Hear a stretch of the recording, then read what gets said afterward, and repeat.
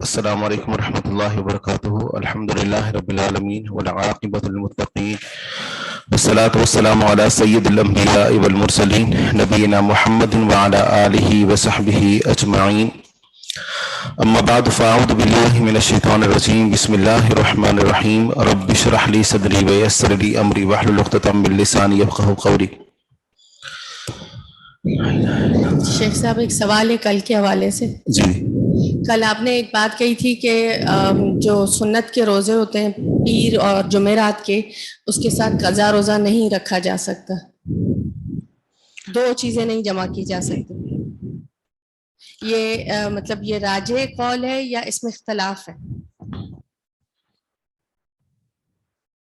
اگر آپ پیر اور جمعرات کے دن روزہ رکھتے ہیں جو آپ کا فرض روزہ رہ گیا ہے آپ رکھ سکتے ہیں، کوئی حرج نہیں ہے، لیکن اس دوران آپ کو ثواب صرف ایک روزے کا ملے گا اور وہ بھی فرض روزہ. ٹھیک ہے نا، یہ مطلب تھا. ٹھیک ہے، شکریہ.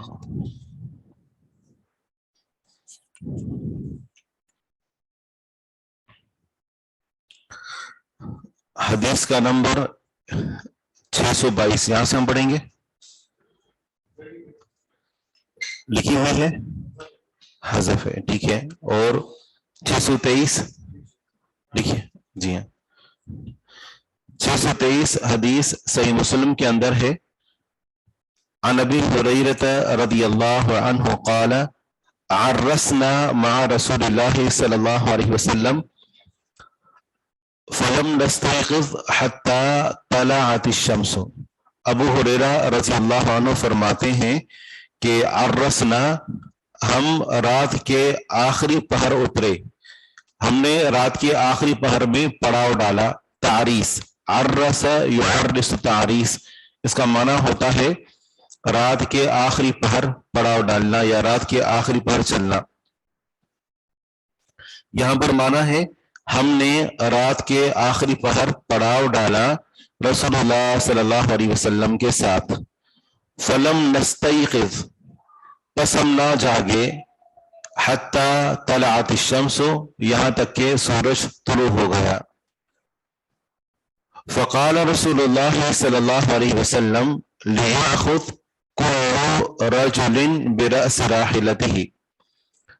ہم نہیں جاگے یہاں تک کہ سورج طلوع ہو گیا، بس رسول اللہ صلی اللہ علیہ وسلم نے فرمایا لیأخذ، چاہیے کہ پکڑے، چاہیے کہ لے، کل رجل، ہر آدمی، برأس راحلته، اپنی سواری کے سر کو، یعنی اپنی سواری کی گریبان، مطلب اپنے سواری کے لگام کو پکڑے، سواری کو لے.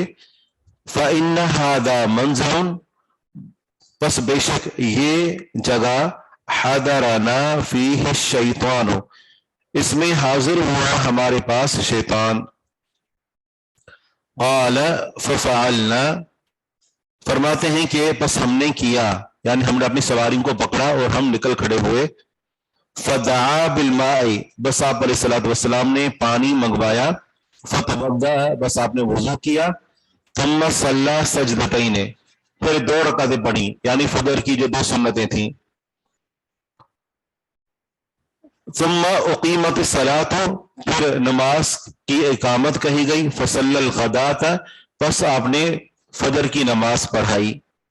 الغداۃ، فجر کی، پہلے سنت پڑھی اور پھر فجر کی نماز پڑھائی، جس سے معلوم ہوا کہ اگر انسان کی نماز قضا ہو چکی ہو تو اس نے اگر وہ نماز پڑھنی ہے اور تو پہلے سب سے پہلے وہ فجر کی 2 سنتیں پڑھے گا اور اس کے بعد وہ فرض نماز پڑھے گا. ایسے ہی دیگر نمازوں کا معاملہ بھی ہے. مثال کے طور پر اگر وہ ظہر کی نماز اس سے کسی سبب سے رہ گئی اور وہ عصر کے ٹائم اٹھا اور اس کا معمول ہے کہ وہ ظہر سے پہلے سنتیں پڑھتا ہے، تو سنتیں پڑھے گا، اگر پڑھنا چاہتا ہے پڑھ سکتا ہے، کوئی حرج کی بات نہیں ہے۔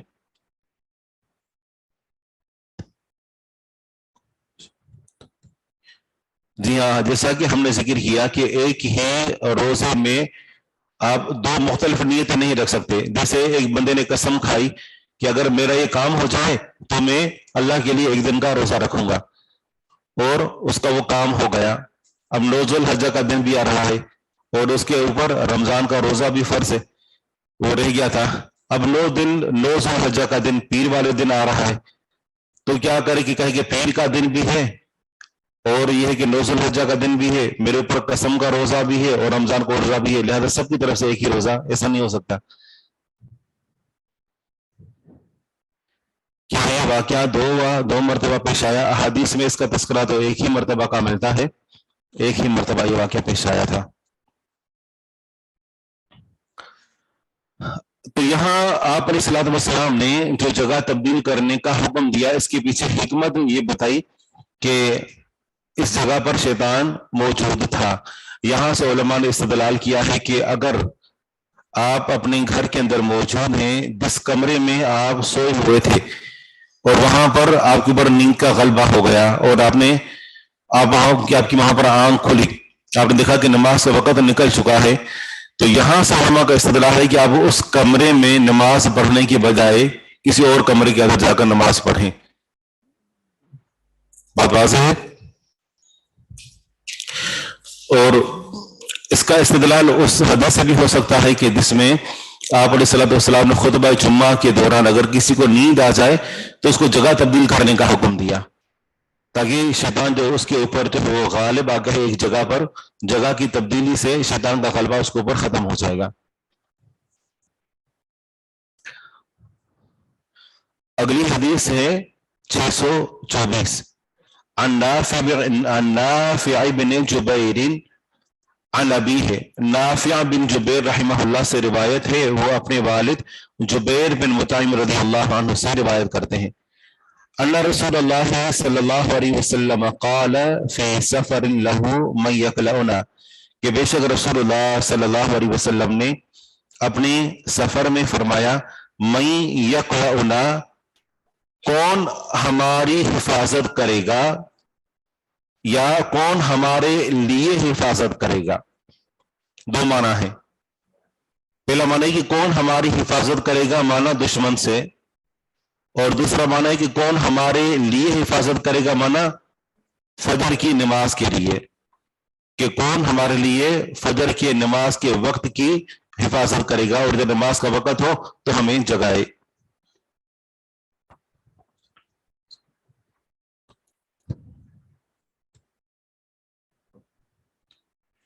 فجر کی نماز کے بعد بھی کر سکتے ہیں نیند بھگانے کے لیے، جو پچھلے حدیث میں مسئلہ گزر چکا، جی ہاں، لیکن یہ ہے کہ جب تک آپ نماز کے بعد ایک جگہ بیٹھے رہتے ہیں تو تب تک فرشتے آپ کے لیے دعا کرتے رہتے ہیں، لیکن شرط یہ ہے کہ آپ اس جگہ کو نہ چھوڑیں، اس جگہ پر ہی بیٹھے رہیں، کسی اور سے آپ بات نہ کریں۔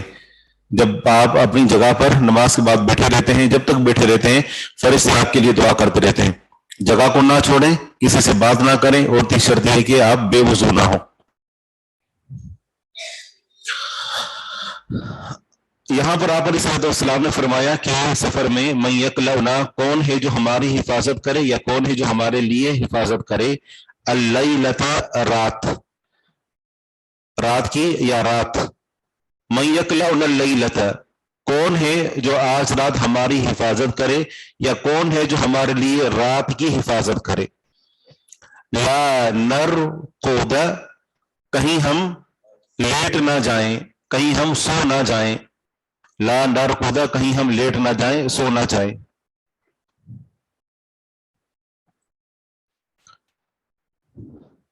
یہاں پر لا نرقد، لا نرقد، رقد یرقد فعل مضارع ہوتا ہے، تو اس کو نصب دینے والے جو عوامل ہوتے ہیں، فعل مضارع کو نصب دینے والے حروف کتنے ہوتے ہیں؟ ان، لن، کئی، اذن، تو یہاں پر تو کوئی بھی نہیں ہے، تو پھر یہ فعل مضارع منصوب کیوں ہے؟ رقد یرقد ہوتا ہے.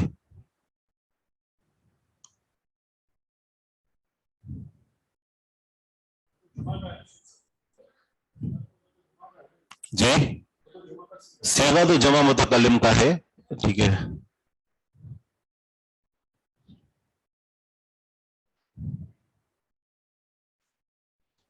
سوچیں سوچیں.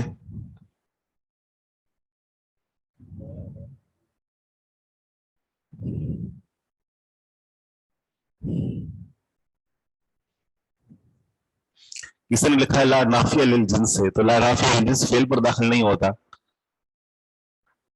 لا عمل نہیں کرتا، لا نافیہ عمل نہیں کرتا. جی ہاں، یہاں پر محذوف جملہ اور وہ ہے لے اللہ، لے اللہ. تو یہاں پر لام اور ان دونوں مقدر ہیں تاکہ کہیں ہم لیٹ نہ جائیں. لا نرقد یعنی لے اللہ نرقد، تاکہ ہم لیٹ نہ جائیں، ہم سو نہ جائیں. عن صلاۃ الصبح، صبح کی نماز سے. قال بلال انا، بلال رضی اللہ عنہ نے کہا کہ میں، یہ ان کی قربانی ہے کہ پوری رات سفر کے تھکے ہوئے، لیکن جب آپ علیہ الصلوۃ والسلام نے پورے لشکر کی ذمہ داری دینی چاہی تو انہوں نے اپنی خدمات پیش کی. فاستقبل، بس انہوں نے رخ کیا، یعنی ٹیکی لگا کر بیٹھ گئے اور انہوں نے رخ کیا مطلع الشمس، سورج کے طلوع ہونے کی جگہ کی طرف، یعنی مشرق کی طرف، مشرق کی طرف سورج کے طلوع ہونے کی جگہ کی طرف رخ کر کے بیٹھ گئے، کیونکہ فجر صادق یہی سے معلوم ہوتی ہے. آپ کو معلوم ہے نا فجر صادق اور فجر کاذب دونوں کے درمیان جب طلوع ہوتی ہے تو کیسے جو روشنی پھوٹتی ہے کہ جی ہاں افق کے اندر، اور جبکہ جو فجر صادق ہوتی ہے وہ اس کائنات کے اندر یعنی یوں فلک کے اندر جو وہ پھیلتی ہے ہلکی سی معمولی سی روشنی، اور وہ مشرق سے ہوتی ہے. تو اس موقع پر کہتے ہیں کہ فضرب علی آذانہم، بس ان کے کانوں کو بند کر دیا گیا. فضرب علی آذانہم، ان کے کانوں کو بند کر دیا گیا، مانا ان کے کانوں پر پردہ ڈال دیا گیا. کیونکہ انسان کو جب جگانا ہو تو سب سے پہلے انسان کا کون سا عضو جاگتا ہے؟ انسان کا کان. جب انسان بیدار ہوتا ہے نا تو کسی آواز کی وجہ سے بیدار ہوتا ہے. جو کسی انسان کو جگانا ہو تو سب سے پہلے انسان کے کان جاگتے ہیں. ٹھیک ہے، اگر آپ کسی کو محسوس کرائیں بھی صحیح، کسی کو جو نا وہ چھو کر بھی جگائیں تو سب سے پہلے اس کے کان بیدار ہوتے ہیں. تو یہاں کان ہی بند کر دیے، کوئی آواز ہی نہیں آ رہی، کیونکہ جب کان سوتے ہیں تو پھر انسان سوتا ہے، اس انسان کو نیند نہیں آتی. حتی ایقظہم حر الشمس، یہاں تک کہ ان کو بیدار کیا سورج کی تپش نے، سورج کی گرمی نے. فقاموا فقال تودعوا، فقاموا بس کھڑے ہو گئے، یعنی نیند سے کھڑے ہو گئے. فقال تودعوا، بس آپ علیہ الصلوۃ والسلام نے فرمایا وضو کرو. ثم اذن بلال، پھر بلال رضی اللہ عنہ نے اذان دی.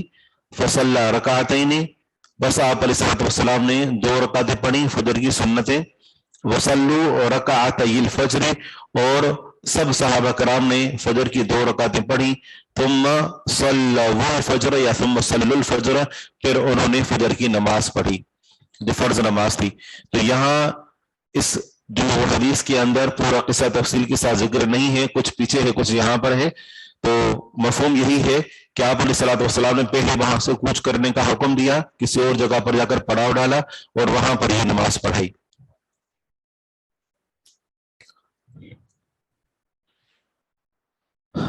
اگلی حدیث ہے 625، لکھی ہوئی ہے؟ ٹھیک ہے. کتاب الاذان، بدء الاذان، یہ کتاب ہے اذان کے بارے میں، اور باب ہے بدء الاذان، اذان کا آغاز، اذان کی ابتدا. عبد الباسط کوئی لفظ ہے تو پوچھ لیں کیونکہ ہمیں آگے بھی حدیث پڑھنی ہے.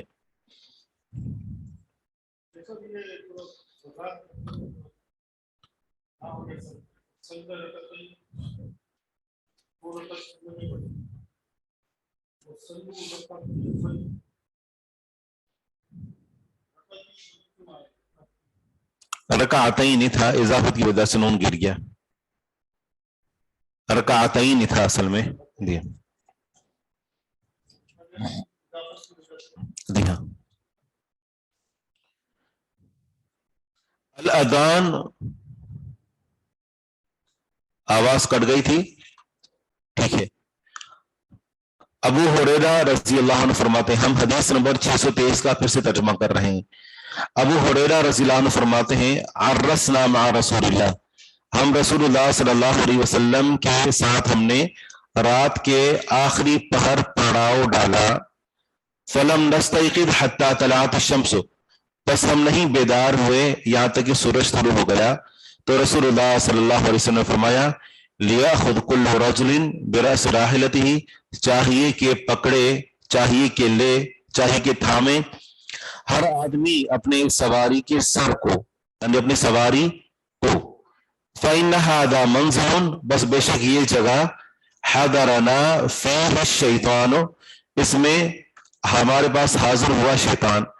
काला, अबू हुरैरा रज़ियल्लाहु अन्हु फरमाते हैं, फ़फ़अलना, बस हमने किया, यानी अपनी सवारियों के को हमने पकड़ा और वहां से निकले। फदा बिल माई, बस आप अलैहिस्सलातु वस्सलाम ने पानी मंगवाया। फतवद्दा, बस वजू किया। तुम सल्ला सजदतैन, फिर 2 रकातें पढ़ी फजर की सुन्नतें। तुम उक़ीमत सलात, फिर फजर की नमाज के लिए इकामत कही गई। फसल्लल गदाता, बस फजर की नमाज पढ़ाई। अजान जो है लफ्ज बज़ात खुद मस्दर है, अज़्ज़ना युअज़्ज़िनु तअज़ीनन व अदानन, अल अदान। और ये जो लफ्ज है इसका माना होता है अल इअलाम, अल अदानो लुगतन अल इअलाम, और इअलाम का माना होता है इत्तिला देना। जी, इत्तिला देना, इअलाम, इत्तिला देना। इअलाम आखिर में मीम है, इअलाम, इअलाम नहीं, इअलाम।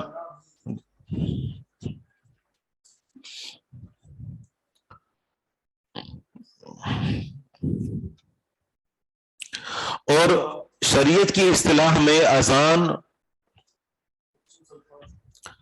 कहते हैं कि मखसूस इत्तिला, मखसूस वजह पर और मखसूस अल्फाज के साथ।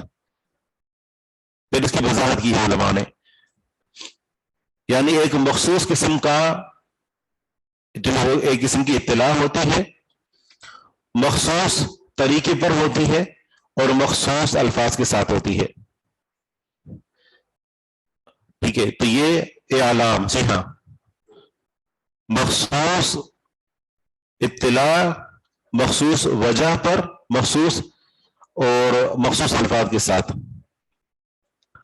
अरबी में इसको कहेंगे इअलामुन मखसूसन अला वजहिन मखसूसिन बिअल्फादिन मखसूसतिन। इअलामुन मखसूसन अला वजहिन मखसूसिन बिअल्फादिन मखसूसतिन, एक खास किस्म की इत्तिला होती है जो मखसूस वजह पर होती है और मखसूस मतलब अदायगी पर होती है और मखसूस अल्फाज के साथ होती है। शरह इसकी ये है कि मखसूस इत्तिला मतलब नमाज की इत्तिला, अला वजह मखसूसिन, मखसूस वजह पर। तो इससे मुराद ये है कि आप अलैहिस्सलातु वस्सलाम ने जो हुक्म दिया है कि इसमें लहन ना हो, इसमें, और यह है कि अल्फाज की अदायगी जो वो दुरुस्त तरीके से की जाए, और उसके जो कुछ दीगर अहकामात हैं वो भी यानी आजान के अंदर मलहूस रखना जरूरी है। और तीसरी जो बात ये थी कि मखसूस अल्फाज के जरिए से अजान, तो ये मखसूस अल्फाज हम सब जानते हैं। अजान के कुल कितने अल्फाज होते हैं? जिंदगियां गुजर गई, कभी शुमार नहीं किए, शुमार करें, चलें टाइम लग जाएगा। 15 होते हैं, ठीक है ना। इकामत की 11 अल्फाज होते हैं।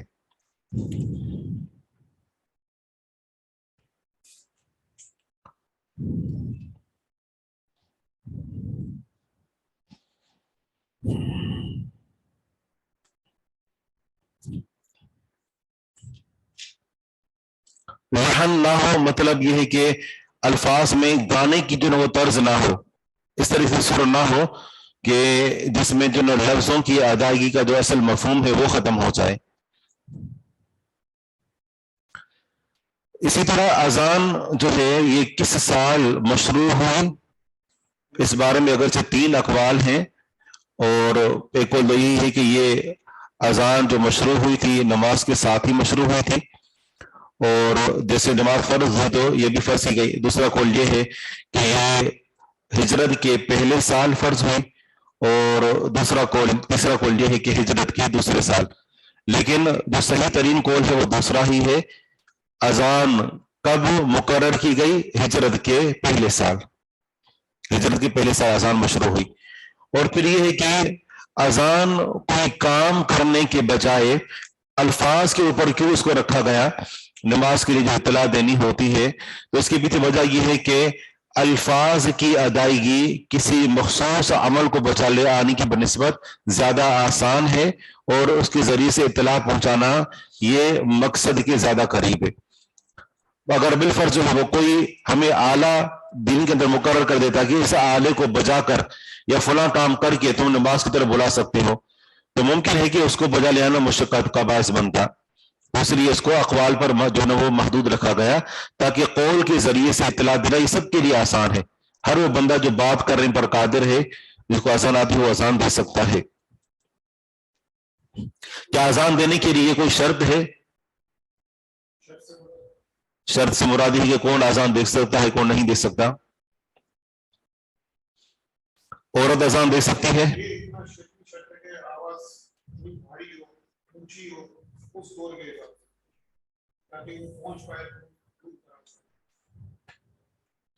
عورت اذان دے سکتی ہے عورتوں کے اندر؟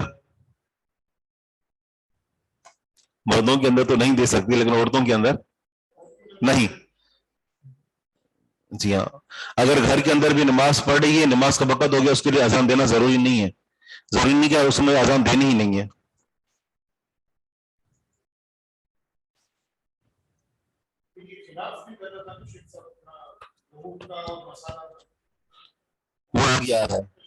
جی سر، جب 2 لوگ جماعت کے ساتھ پڑھ رہے ہیں تو تب بھی اذان دینی ہوگی یا صرف اقامت؟ کیونکہ مسجد میں ہو چکی ہے، عورتوں میں اقامت تو کہہ سکتی ہیں نا جماعت میں۔ اب یہاں پر ایک معاملہ ہے کہ جہاں پر آپ کو اذان سنائی دے، ٹھیک ہے نا، اگر مثال کے طور پر وہاں باقاعدہ جماعت ہو رہی ہے، باقاعدہ وہاں جماعت ہو رہی ہے، جیسے ہمارے یہاں جماعت ہوتی ہے، تو اس کے لیے اذان دی جائے گی، یہ مسنون طریقہ کار ہے۔ لیکن اگر 1 یا 2 فرد نماز پڑھ رہے ہیں اور بھلے کسی اور نے اذان دے دی، بھلے آپ وہاں پر نہیں جا رہے، آپ اپنے گھر کے اندر نماز پڑھ رہے ہیں، پھر بھی ٹھیک ہے، آپ کو اذان دینے کی ضرورت نہیں ہے۔ لیکن کسی ایسی جگہ پر جہاں اذان ہوئی ہی نہیں ہے، بھلے آپ جو 1 یا 2 فرد ہی کیوں نہ ہو، تو وہاں پر بھی اذان دی جائے گی۔ استدلال ہے اس حدیث سے کہ جو بندہ پہاڑوں پہ اوپر ہوتا ہے، آپ علیہ السلام اس کا ذکر کیا کہ وہاں پر وہ اذان دیتا ہے اور وہ نماز پڑھتا ہے۔ تو اگر 2 فرد بھی کسی بستی کے اندر ہو، اگر وہاں اذان نہیں ہو رہی تو وہاں اذان دی جائے گی۔ جہاں تک اقامت کا معاملہ ہے، تو اگر بندہ اکیلا ہو، چاہے جیسے عورت گھر میں اکیلی نماز پڑھتی، تو اس کے لیے اقامت کہنا واجب نہیں ہے، اقامت کہنا اس کے لیے واجب نہیں۔ کہنا ہے تو کہہ سکتی ہے، لیکن کہنا واجب نہیں ہے اس کے لیے۔ باوضو ہونا شرط نہیں ہے، انسان باوضو ہو، اذان کے لیے باوضو ہونا شرط نہیں ہے۔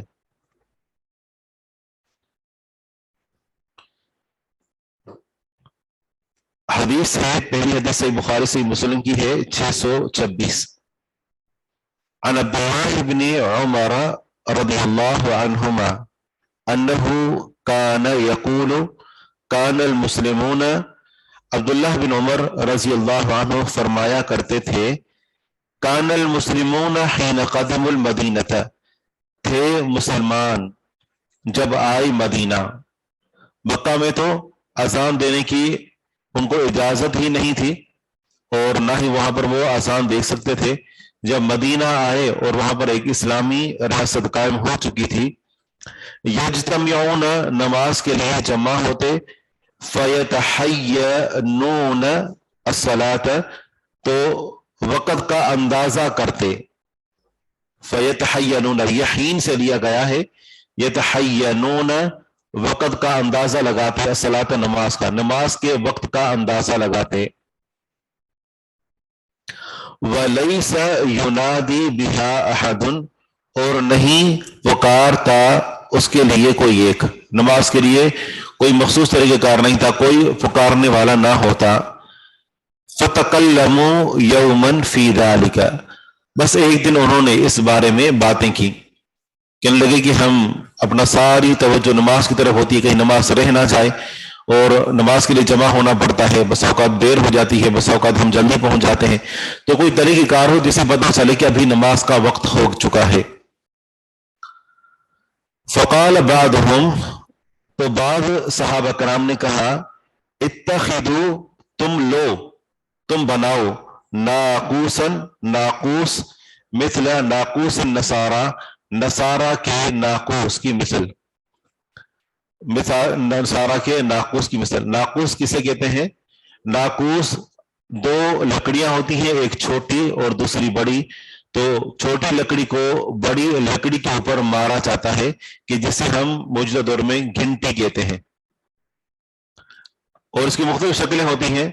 एक तो जैसे स्कूलों के अंदर हमने देखा था कि वहां एक लोहे की बड़ी सी शीट होती थी, और दूसरी जो वो लोहे का एक डंडा होता था, उसके ऊपर मारते थे। ये जो गवर्नमेंट के स्कूल होते हैं वहां शायद आपने भी देखा हो। और ये तो घंटी की एक शक्ल ये होती है, और उस दौर के अंदर भी इसी तरह से जो है वो एक शक्ल होती थी, लेकिन लकड़ी वो बजने वाली होती थी।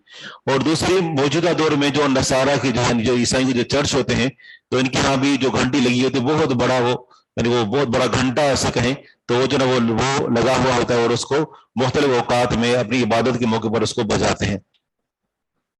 सहाबा कराम ने कहा कि नसारा के घंटी की तरह हम एक घंटी बना लें, उसको नाकूस कहा जाता है।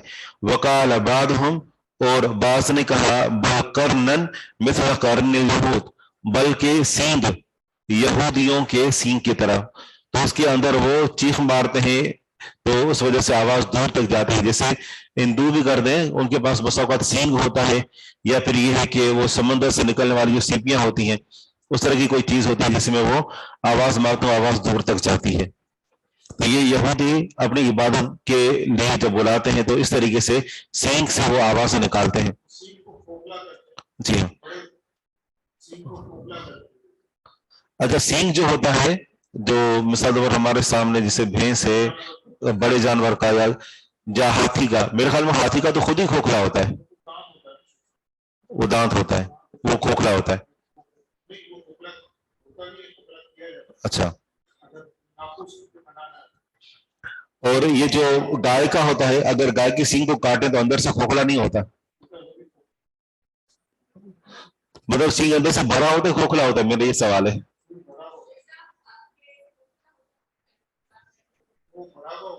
सही, भरा हुआ होता है, सही, और बाद में काट कर उसको खोखला करते हैं। सही सही। मेरा सवाल ये है कि जब हम अगर बकरी के सींग को काटें या गाय के सींग को काटें, तो अंदर से पाइप की तरह खोखला होगा या भरा हुआ होगा? भरा हुआ होगा, सही। फ़क़ाल उमर रज़ियल्लाहु अन्हु, सैयदना उमर रज़ियल्लाहु अन्हु ने फरमाया, अवला तबअसून रजुलन युनादी बिस्सलात, अवला क्या नहीं, तबअसून तुम भेजते, रजुलन किसी आदमी को, युनादी बिस्सलात जो नमाज के लिए पुकारे। यहाँ नमाज के लिए आजान देना नहीं है, क्योंकि आजान जो मशरू हुई थी वो आगे आ रहा है। तो ये पहली हदीस इमाम नसाई रहमहुल्लाह ने इसलिए जिक्र की है कि अभी आजान मशरू नहीं हुई थी, तो फिर तरीक़ेकार क्या था? आवाज लगाते, अस्सलातु जामिअतुन, कि नमाज जमा होने वाली है, नमाज खड़ी होने वाली है, ये आवाज लगाते जोर जोर से।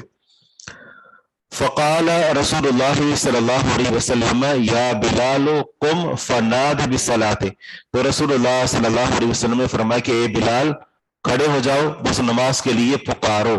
यहाँ पर आसान मुराद नहीं है, क्योंकि आसान अभी मुकर्रर ही नहीं हुई थी।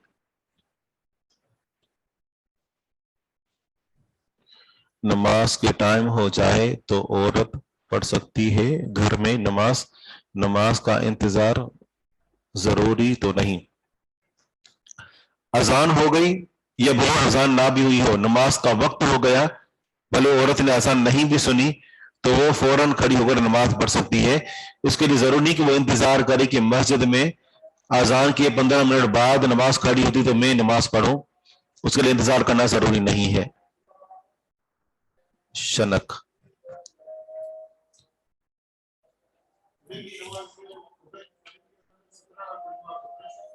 جی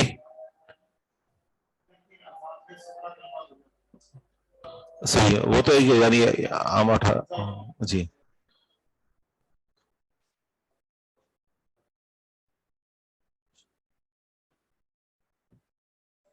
برہمنوں کے ہاں شنک کا استعمال ہوتا ہے۔ دفتر میں جماعت کروانے کے لیے کیا اذان دی جائے گی؟ دفتر میں عام طور پر کچھ ہی افراد ہوتے ہیں اور عام طور پر جہاں دفاتر واقع ہوتے ہیں وہاں اذان پہنچ رہی ہوتی ہے، تو اس کے لیے اذان دینا ضروری نہیں ہے، الا ہے کہ وہاں باقاعدہ کوئی مسجد بنی ہوئی ہے۔ تو عام طور پر دفاتر کی مسجد نہیں ہوتی، لیکن کوئی کمپنی ہو تو پھر وہاں پر مسجد بنی ہوئی باقاعدہ، یعنی مصلی جسے ہم کہیں گے کہ نماز کی جگہ مخصوص کی گئی ہے باقاعدہ، ٹھیک ہے نا، مصلی جسے بنا گیا ہے، تو وہاں پر بہتر ہے کہ پھر اذان دی جائے۔ لیکن باقاعدہ اگر جماعت ہوتی ہے وہاں جماعت کا اہتمام ہوتا ہے، اس نہیں کہ دو فرد آ رہے نماز پڑھ کر جا رہے پھر دو فرد آ رہے ہیں تو اس کے لیے اذان دینے کی ضرورت نہیں ہے۔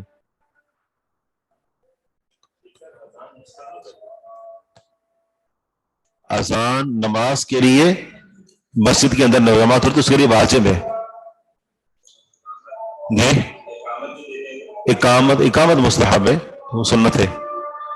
اگر میں نماز پڑھنی ہو اور اذان نہ ہوئی ہو تو وقت سٹارٹ ہو جائے نماز پڑھ سکتے ہیں؟ جی ہاں، نماز پڑھ سکتے ہیں، بالکل، نماز کا وقت ہو جائے تو نماز پڑھ سکتے ہیں۔ اذان سننا گھر کے اندر خواتین کے لیے ضروری نہیں ہے اور نہ ہی اذان دینا ان کے لیے ضروری ہے۔ تو ابھی تک ہمارے سامنے جو صورت حال ہے اس میں ابھی تک اذان مشروع نہیں ہوئی تھی۔ اگلی حدیث ہے تثنیۃ الاذان، وہ احادیث آگے آئیں گی اور ان کے اندر یہ ہے کہ اذان کس طریقے سے مقرر ہوئی۔ جی ہاں، میں دیکھ رہا ہوں کہ وہ کہاں ہے۔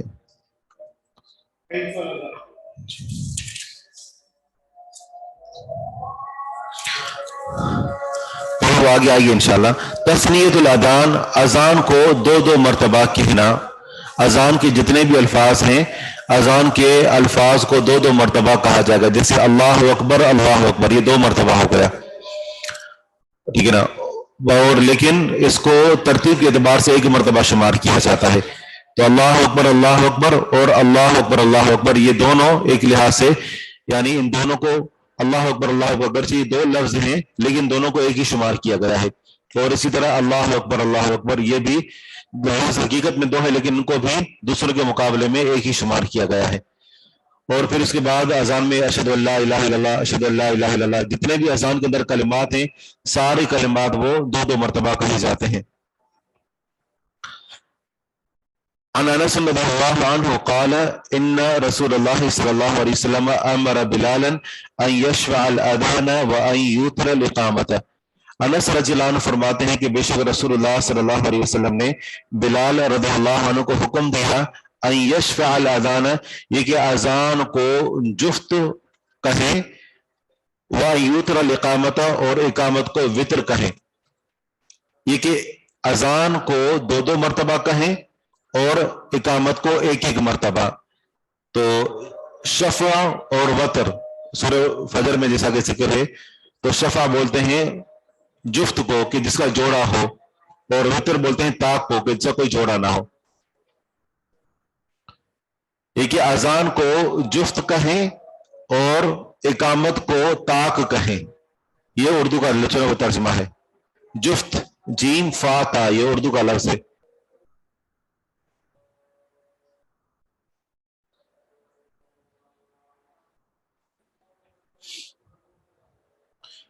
اذان ہو رہی تو بات کر سکتے ہیں, اذان کا جواب دیں, بات کرنے کے اندر کوئی حرج نہیں ہے. ہم جو بسا اوقات فیس بک پر بڑی اس بارے میں وعیدیں سنتے رہتے ہیں, لوگوں نے بنا رکھی ہیں تو ان کی کوئی حقیقت نہیں ہے.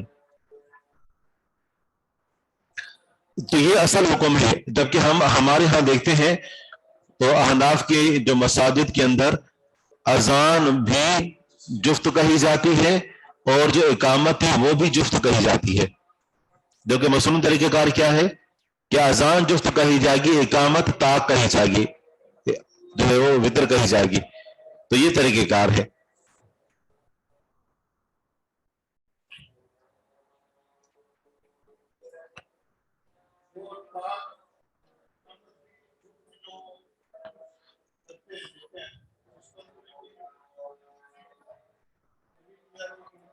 اصل میں ان کے ہاں دلیل جو ہے وہ یہ ہے کہ آپ علیہ الصلوۃ والسلام جو ابو محذورہ رضی اللہ عنہ کو جو اذان سکھائی تھی, ہاں تو وہ کہتے ہیں کہ آپ علیہ الصلوۃ والسلام نے اس موقع پر جو ان کو اقامت کو دوبارہ یعنی دہرانے کا جو حکم دیا تھا کہ اقامت تم دوہری کہو گے, اس کو رجی اذان کہتے ہیں.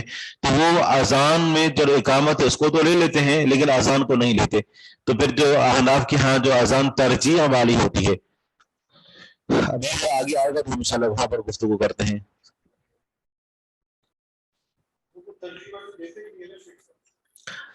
حدیث کا نمبر ہے 628. عن ابن عمر رضی اللہ عنہما قال كان الاذان على عهد رسول الله صلی اللہ علیہ وسلم مثنى مثنى والاقامة مرة مرة.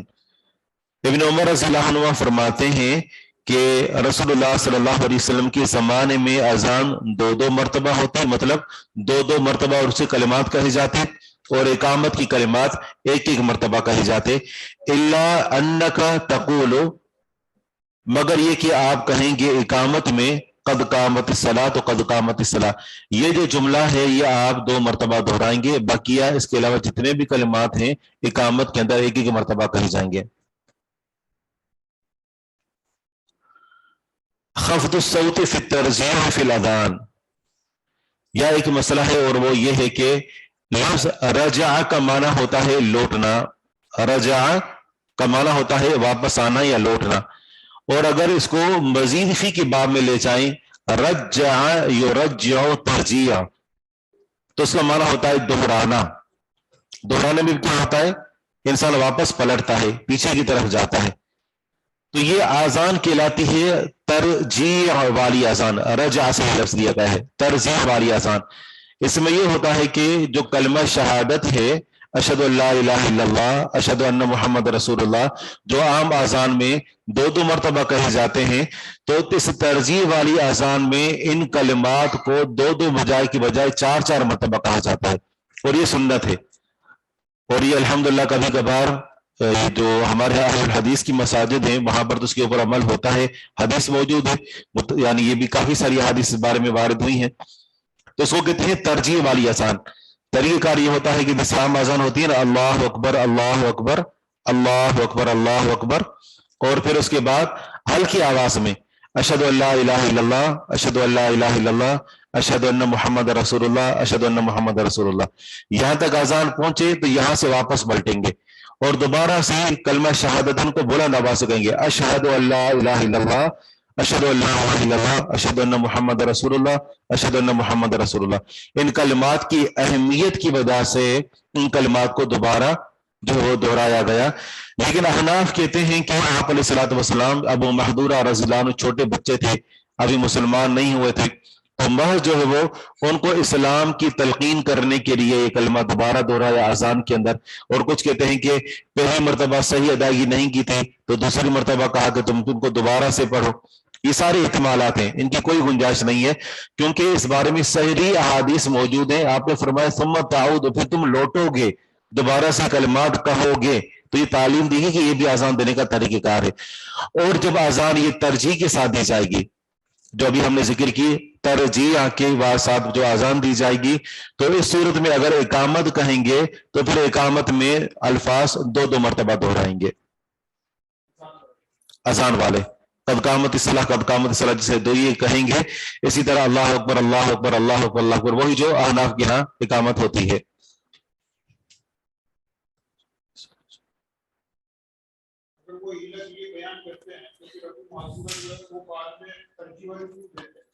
صحیح.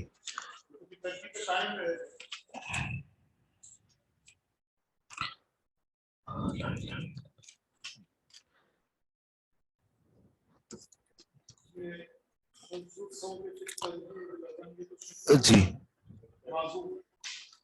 آپ کیا منظوف ہے؟ یہ تو صحیح مسلم کی روایت ہے.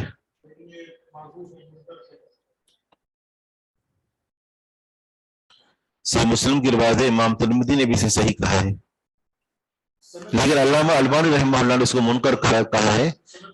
جی کہ ابو محذورہ رضی اللہ عنہ کی جو دیگر روایات ہیں تو یہ ان کی جو ہے مخالف ہونے کی وجہ سے اس کو انہوں نے حذف کر دیا ہے. ٹھیک ہے. کم الادان من کلمت, کتنے کلمات سے اذان کہی جائے گی, کتنے کلمات سے اذان ہوگی, کتنے کلمات سے مل کر اذان بنتی ہے. یہ صحیح مسلم کی روایت ہے اور 630 حدیث کا نمبر ہے. عن ابی محذورۃ رضی اللہ عنہ ان رسول اللہ صلی اللہ علیہ وسلم قال الاذان 19 کلمۃ والاقامۃ 17 کلمۃ ثم عدها ابو محذورۃ 19 کلمۃ و17. ابو محذورہ رضی اللہ عنہ فرماتے ہیں کہ بے شک رسول اللہ صلی اللہ علیہ وسلم نے فرمایا کہ اذان کے 19 کلمات ہیں اور اقامت کے 17 کلمات ہیں. پھر ابو محذورہ رضی اللہ عنہ نے 19 کلمات شمار کیے اور 17 کلمات شمار کیے.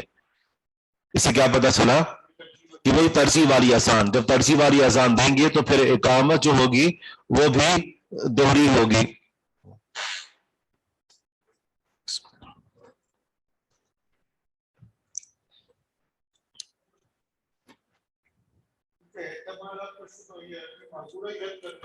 صحیح.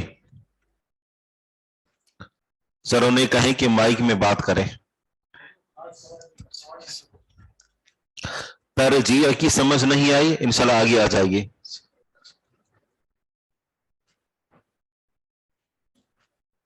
آپ کے سوال کا جواب دیا گیا. یہ جو ترجیح والی اذان مزید جو ہے آگے آ رہی ہے, لیکن ہم پھر دوہرا دیتے ہیں کہ لفظ ترجیح کا معنی ہوتا ہے دہرانا. جیسے اذان آپ سنتے ہیں, اذان ویسے ہی ہوتی ہے, لیکن اس میں اشہد ان لا الہ الا اللہ, اشہد ان لا الہ الا اللہ, اشہد ان محمد رسول اللہ, اشہد ان محمد رسول اللہ. آگے مؤذن کہتا ہے نا حی علی الصلاۃ, حی علی الصلاۃ, لیکن یہاں پر واپس پلٹنا ہوگا. حی علی الصلاۃ سے پہلے واپس پلٹنا ہوگا اور دوبارہ سے اشہد ان لا الہ الا اللہ, اشہد ان لا الہ الا اللہ, اشہد ان محمد رسول اللہ, اشہد ان محمد رسول اللہ.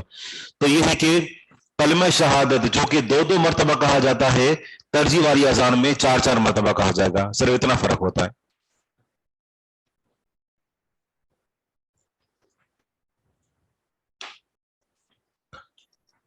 کیف الاذان, باب ہے کہ اذان کیسے ہے. کلمات کا تو ہمیں اندازہ ہو گیا کہ کلمات جو 19 ہیں اور 17 ہیں. عن ابی محذورۃ رضی اللہ عنہ قال علمنی رسول اللہ صلی اللہ علیہ وسلم الاذان. ابو محذورہ رضی اللہ عنہ فرماتے ہیں کہ مجھے رسول اللہ صلی اللہ علیہ وسلم نے اذان سکھائی. فقال, بس آپ علیہ الصلوۃ والسلام نے فرمایا اللہ اکبر, اللہ اکبر, اللہ اکبر, اللہ اکبر. یہ جو 2 کلمات ہیں نا, اللہ اکبر اور اللہ اکبر, یہ یہاں پر 2 ہیں لیکن ان کو ایک ہی شمار کیا جائے گا. اور اسی طرح اللہ اکبر, اللہ اکبر, یہ بھی ایک ہی شمار ہوں گے. آگے اشہد ان لا الہ الا اللہ, اشہد ان لا الہ الا اللہ, اشہد ان محمد رسول اللہ, اشہد ان محمد رسول اللہ, یہاں تک کہا. پھر آگے فرمایا ثم یعود, پھر واپس پلٹے گا. ہمارے یہاں جو عام اذان ہوتی ہے اس میں کیا ہے کہ آگے مؤذن بڑھ جاتا ہے یہاں تک کہنے کے بعد. تو فرمایا ترجیح والی اذان یہ ہے ثم یعود, پھر مؤذن لوٹے گا. فیقول, بس کہے گا, یعود لوٹے گا, تم فیقول بس کہے گا اشہد ان لا الہ الا اللہ, اشہد ان لا الہ الا اللہ, اشہد ان محمد رسول اللہ, اشہد ان محمد رسول اللہ, حی علی الصلاۃ. یہ حیہ کا کیا معنی ہوتا ہے؟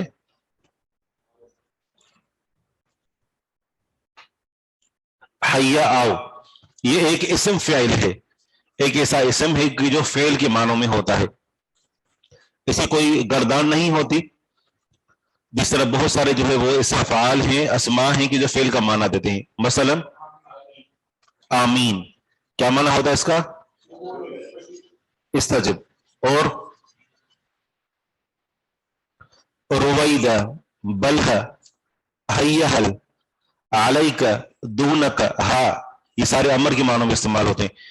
اور حیہات، شتان، سرعان، یہ سارے فعل ماضی کے معنوں میں استعمال ہوتے ہیں. تو ان میں سے ایک یہ بھی ہے حیہ، آؤ.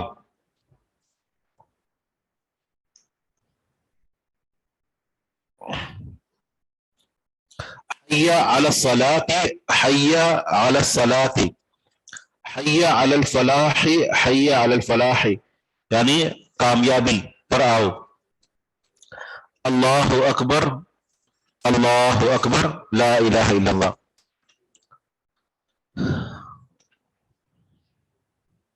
واضح حدیث ہے، اور اس سے پتہ چلا کہ یہ آپ علیہ الصلوۃ والسلام جو ابو محذورہ رضی اللہ عنہ کو جو اذان سکھائی تھی وہ ترجیح والی آسان تھی کہ جس کے اوپر جو ہمارے ہاں عموماً عمل نہیں کیا جاتا.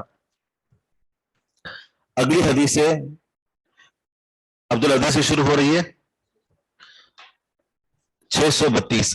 عن عبدالعزیز بن عبد الملک بن ابی محذورہ، عبدالعزیز بن عبد الملک بن ابی محذورہ سے روایت ہے، یہ ان کے پوتے ہیں.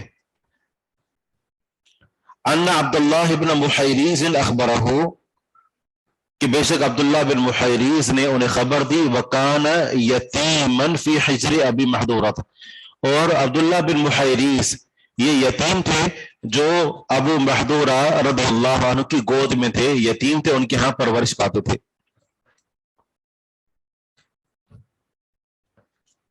حتی جہزہ الی الشام، یہاں تک کہ انہوں نے ان کو تیار کر کے بھیجا شام کی طرف. ابو محذورہ رضی اللہ عنہ نے عبداللہ بن محیریز کو شام کی طرف تیار کر کے بھیجا، اور پھر انہوں نے وہاں پر جا کر رہنا شروع کر دیا. قال، فرماتے ہیں، قلت لابی محذورہ، کہ بے شک میں نے کہا ابو محذورہ کے لیے، انی خارج الی الشام، بے شک میں شام کی طرف نکلنے والا ہوں، مدینہ سے شام کی طرف نکلنے والا ہوں. وَأَخْشَىٰ أَنْ أُسْأَلَ عَنْ تَأْذِينِكَ، اور مجھے ڈر ہے کہ میں سوال کیا جاؤں گا آپ کی اذان کے بارے میں. لوگوں کو معلوم ہے کہ میں آپ کے پاس پڑا ہوں، اور لوگوں کو یہ بھی معلوم ہے کہ ابو محذورہ کو رسول اللہ صلی اللہ علیہ وسلم نے اذان سکھائی تھی. لوگ آئیں گے مجھ سے پوچھیں گے کہ تم تو اس کے گھر کے اندر پل کر آئے ہو، ہمیں بتاؤ کہ ابو محذورہ کو رسول اللہ صلی اللہ علیہ وسلم نے اذان کیسے سکھائی تھی. مجھ سے پوچھا جائے گا تو میں ان کو کیا بتاؤں گا. فاخبرنی، تو ابو محذورہ رضی اللہ عنہ نے مجھے خبر دی.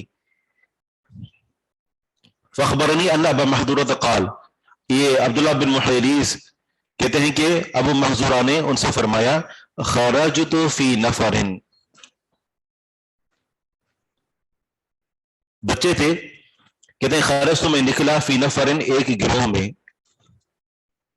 ایک گروہ، ایک جماعت میں. فکننا ببعض طریق حنین، تو ہم تھے حنین کے راستوں میں سے کسی راستے پر، یہ طائف کی طرف، اور وہاں سے جب واپس آتے ہیں تو یہ حنین کے راستوں میں سے کسی راستے پر چھوٹے سے بچے تھے وہاں پر کھڑے ہوئے تھے. مقفل رسول اللہ، جو رسول اللہ صلی اللہ علیہ وسلم کا لوٹنا تھا، من حنین، حنین سے، حنین مقام سے رسول اللہ صلی اللہ علیہ وسلم کا جو لوٹنے کا راستہ تھا، ہم ان راستوں میں سے کسی راستے پر کھڑے ہو گئے. فلقینا رسول اللہ صلی اللہ علیہ وسلم فی بعض طریق، تو ہم سے ملے رسول اللہ صلی اللہ علیہ وسلم کسی راستے میں. فاذن مؤذن رسول اللہ، تو رسول اللہ صلی اللہ علیہ وسلم کے مؤذن نے اذان دی. یہ بچے تھے، آپ علیہ الصلوۃ والسلام حنین سے واپس آ رہے تھے، اور کسی راستے میں آپ علیہ الصلوۃ والسلام ان سے آ کر ملے، اور اس موقع پر رسول اللہ صلی اللہ علیہ وسلم کے مؤذن نے اذان دی، اور کہتے ہیں کہ فأذن مؤذن رسول اللہ صلی اللہ علیہ وسلم بالصلاۃ عند رسول اللہ صلی اللہ علیہ وسلم. رسول اللہ صلی اللہ علیہ وسلم کے مؤذن نے اذان کی نماز کی اذان دی رسول اللہ صلی اللہ علیہ وسلم کے پاس. فسمعنا صوت المؤذن، تو ہم نے مؤذن کی آواز سنی. وَنَحْنُ عَنْهُ مُتَنَكِّبُونَ، اور ہم اس سے یعنی مؤذن سے متنکبون فاصلے پر تھے. متنکبون دور تھے، فاصلے پر تھے. فَظَلِلْنَا، بس ہم شروع ہوئے، نَحْكِيهِ، ہم اس کی نقل کر رہے تھے، وَنَحْزَأُ بِهِ، اور ہم اس کے ساتھ مذاق کر رہے تھے. جیسے چھوٹے بچے ہوتے ہیں، کوئی بلند آواز میں تقریر کر رہا ہو، تلاوت کر رہا ہو، تو وہ پتہ نہیں کس زبان میں وہ گانا شروع کر دیتے ہیں. تو اس طریقے سے انہوں نے بھی جو ہے وہ ان کے مؤذن کے کلمات سنے اور ان کو بلند آواز سے کہنا شروع کر دیا اور آپس میں مذاق کر رہے تھے. سمع رسول اللہ صلی اللہ علیہ وسلم نے سنی الصوت، آواز، دیکھا کہ بچے آواز اذان دے رہے ہیں، نقل کر رہے ہیں. فارسل الینا، آپ علیہ الصلوۃ والسلام نے ہماری طرف کسی کو بھیجا. حتی وقفنا بین یدیہ، یہاں تک کہ ہم آپ کے سامنے کھڑے ہو گئے. آپ نے سارے بچوں کو بلایا اور سب کو اپنے سامنے کھڑا کیا. فقال رسول اللہ، بس رسول اللہ صلی اللہ علیہ وسلم نے فرمایا، ایکم الذی سمعت صوتہ، تم میں سے کون ہے کہ جس کی میں نے آواز سنی، قدر ارتفع، جو تحقیق بلند ہو گئی تھی. میں نے تم میں سے کس کی آواز سنی کہ جس کی آواز بلند ہو گئی تھی، وہ کون ہے؟ فاشار القوم الیہ، تو قوم نے میری طرف اشارہ کیا، یعنی سارے بچوں نے میری طرف اشارہ کیا. وصدقوا، اور انہوں نے سچ بولا، کیونکہ میں یہ جو تھا وہ زور زور سے آواز سے لگا کر اذان دے رہا تھا. فارسلہم کلہم، بس آپ علیہ الصلوۃ والسلام نے ان سب کو چھوڑ دیا، ان سب کو بھیج دیا. وحبسنی، اور مجھے روک دیا. فقال قم فاذن بالصلاۃ، آپ علیہ الصلوۃ والسلام نے فرمایا تم کھڑے ہو جاؤ، بس اذان کے لیے نماز کے لیے اذان دو. فاذن بالصلاۃ، نماز کے لیے اذان دو. فقمت، بس میں کھڑا ہوا. فالقى علی رسول اللہ صلی اللہ علیہ وسلم التأذین هو بنفسہ، بس میں کھڑا ہوا، بس ڈالا مجھ پر، القا ڈالا مجھ پر رسول اللہ صلی اللہ علیہ وسلم نے اذان کو، ہوا بنفسہ، آپ نے بذات خود، آپ نے بنفس نفیس. قال، فرمایا، قل، تم کہو، اللہ اکبر اللہ اکبر اللہ اکبر اللہ اکبر، اشہد ان لا الہ الا اللہ اشہد ان لا الہ الا اللہ اشہد ان محمد رسول اللہ اشہد ان محمد رسول اللہ. ثم قال، پھر فرمایا، ارجع، تم واپس لوٹو، واپس پلٹو، یعنی اذان یہاں تک کہہ کر پھر تم پیچھے واپس اذان میں جاؤ. فمدد صوتک، بس اپنی آواز کو لمبا کرو. مد یا مد سے ہے، مد بھی مانا کھینچنا ہوتا ہے، کھینچو اپنی آواز کو، لمبا کرو اپنی آواز کو. ثم قال، پھر فرمایا کہ قل، کہو، اشہد ان لا الہ الا اللہ اشہد ان لا الہ الا اللہ اشہد ان محمد رسول اللہ اشہد ان محمد رسول اللہ. حی علی الصلاۃ حی علی الصلاۃ حی علی الفلاح حی علی الفلاح. اللہ اکبر اللہ اکبر لا الہ الا اللہ. ثم دعانی حین قضیت التأذین، ثم دعانی، پھر آپ علیہ الصلوۃ والسلام نے مجھے بلایا، حین قضیت التأذین، کہ جب میں نے اذان کو پورا کیا، پوری میں نے اذان دے دی تو مجھے بلایا. فاعطانی سرۃ، بس مجھے ایک تھیلی دی، ایک پوٹلی دی، ایک تھیلی دی. فیہا شیء من فضۃ، اس میں کچھ چاندی تھی، تعلیف قلبی کے لیے، حوصلہ افزائی کے لیے.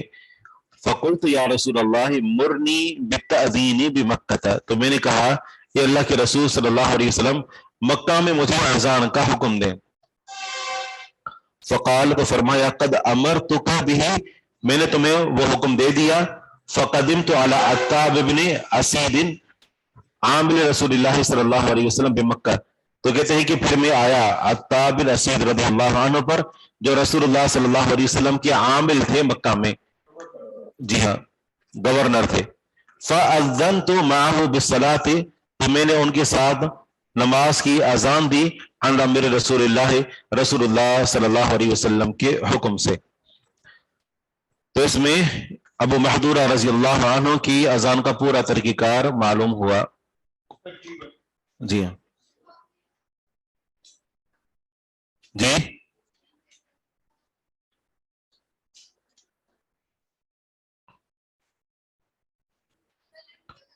جی ہاں. فَأَعْطَانِي سُرَّةً مجھے دی ایک تھیلی فیہا شیء من فضة اس میں کچھ چاندی تھی. تو میں نے کہا اللہ کے رسول صلی اللہ علیہ وسلم مرنی بالتأذین بمکہ آپ مجھے حکم دیں مکہ میں اذان کا. فقال تو آپ علیہ الصلوۃ والسلام نے فرمایا قد امرتک بہ میں نے تمہیں اس کا حکم دے دیا ہے. فقدمت علی عتاب بن اسید عامر رسول اللہ تو میں آیا عتاب بن اسید رضی اللہ عنہ پر جو رسول اللہ صلی اللہ علیہ وسلم کے گورنر تھے مکہ میں. فاذنت معه بالصلاۃ بس میں نے ان کے ساتھ اذان دی نماز کے لیے رسول اللہ صلی اللہ علیہ وسلم کے حکم سے.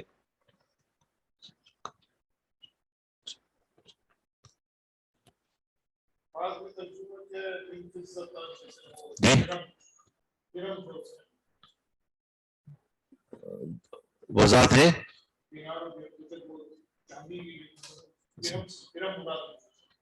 اب پتہ نہیں درہم تھے یا بذات خود چاندی تھی.